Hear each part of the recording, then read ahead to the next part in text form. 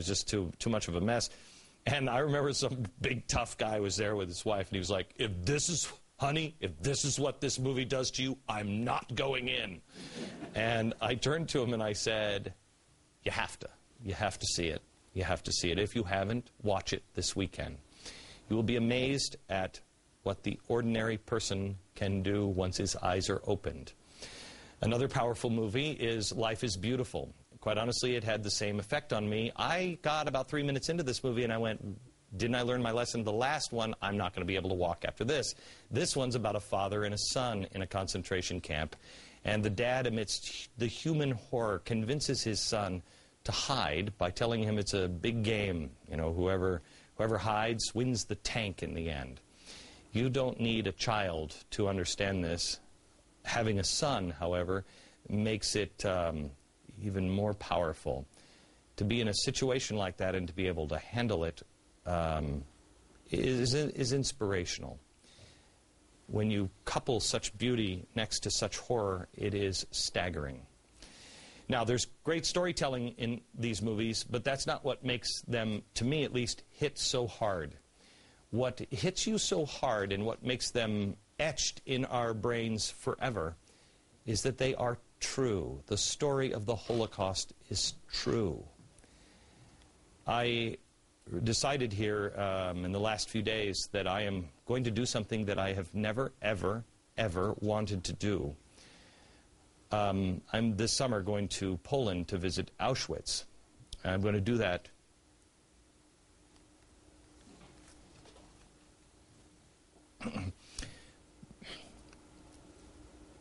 before the Restoring Courage event in August. I have to tell you, this whole subject hits me. I'm more worried, I think, about that trip than anything else I think I've ever done. It's the last place on earth I want to go.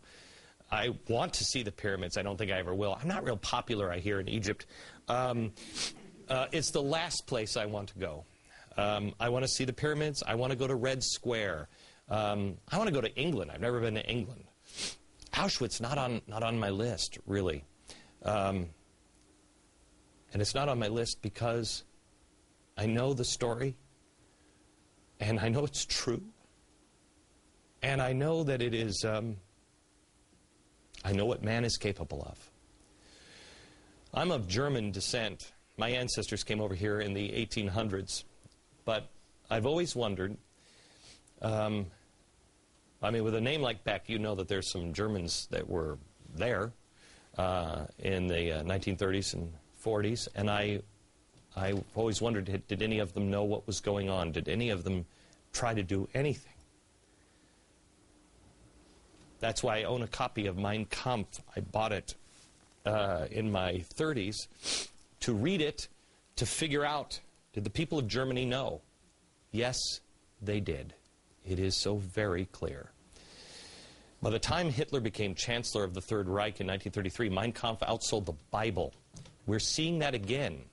Do you know that in Turkey recently, an inexpensive version of Mein Kampf became a bestseller, sold more than 100,000 copies in 2 months?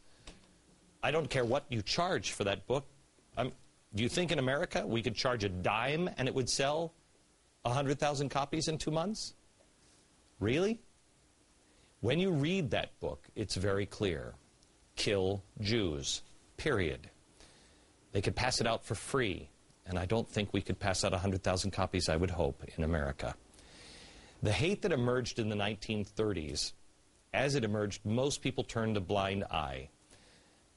I truly believe in their heart of hearts they knew, but they did not want to see it. They chose not to stare evil straight in the eye, and it only made things worse. It was easier for them, I think, at the time, but it became much harder, I hope, as time went on. Even Oskar Schindler was happy to get rich off the Nazis and enjoyed increased status at first. But once he woke up and faced it, it changed his whole life. He would never again be able to look at any possession without thinking of the evil that needlessly killed so many. 70 years later, I believe the world is beginning to find itself in a similar situation. And we have a choice right now, and it's an easy choice. The same hatred is emerging From the shadows, it is coming out again. And once again, the fingers are beginning to point to Israel, to the Jew. And again, for some reason, even here in America, we are turning a blind eye. There were a few awake last time. And there was all kinds of excuses. This time, there is no excuse. We have electronic global television. We can see what the people in the Middle East are saying as they chant, "Kill the Jew." And we have history to say to us, don't take those people lightly. If they say we're going to wipe out a whole race of people, they usually do. My goal on this program, what time I have left here, is to make sure that I can shake up enough people, shake you awake. Do you know what you will be like when it is tough to do something? This is an encyclopedia among the righteous of the nations. These are the names of the people who helped save a Jew. Look at the Netherlands. Look at France, Belgium, Poland. But this is everybody else. This one volume, here's America. Germany. It's easy to stand up now. You could put a yard sign now and scare the monsters back into the shadows. It only gets tougher. It only gets tougher as it has in the past. I'll explain what this is in 3 different languages. All you really need to know on this is you help a Jew and you'll be shot. The Oskar Schindlers of the world knew that they were putting their life on the line. But it didn't matter to them because they also knew that staring this evil in the face and doing nothing just to live another day was a far worse punishment than anything the Nazis could dish out. They changed the course of the world, and in doing so, they gave fellow human beings profound hope in not a sea but an ocean of darkness. We must be, as they were, the righteous among the nations. But I don't know if that's something that a lot of people just stumble into. You have to fix yourself first.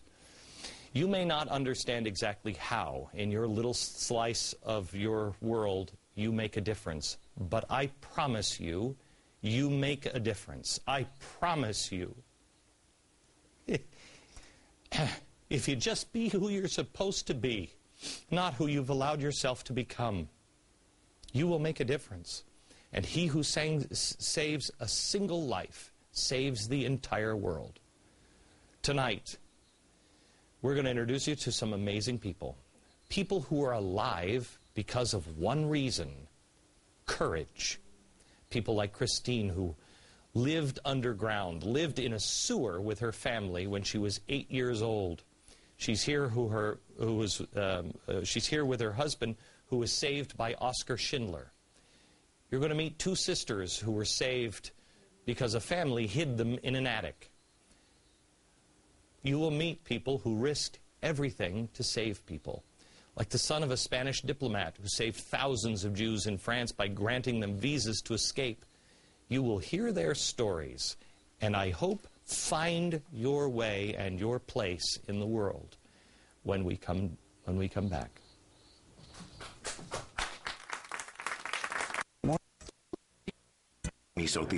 No one will be there to look you in the eye and say, "I was